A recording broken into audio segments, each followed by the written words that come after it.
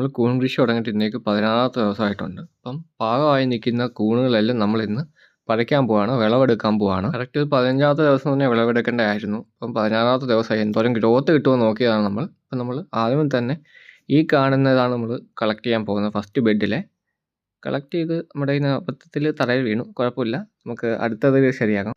ഇത് വളരെ സോഫ്റ്റ് ആയിട്ടുള്ള ഐറ്റമാണ്. അപ്പം നമ്മൾ പിടിക്കുന്ന സമയത്ത് അധികം ഞെക്കിക്കഴിഞ്ഞാൽ ചിലപ്പോൾ ഇത് പൊടിഞ്ഞു പോകും, പൊട്ടിപ്പോവും.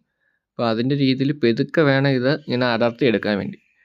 അതുപോലെ തന്നെ അടർത്തി എടുക്കാൻ വലിയ ബലമൊന്നും കൊടുക്കേണ്ട കാര്യമില്ല. ഞാൻ ജസ്റ്റ് കയ്യിൽ നിന്ന് തറയിൽ പോയിരിക്കാൻ വേണ്ടിയാണ് ഇങ്ങനെ ചെയ്യുന്നത്.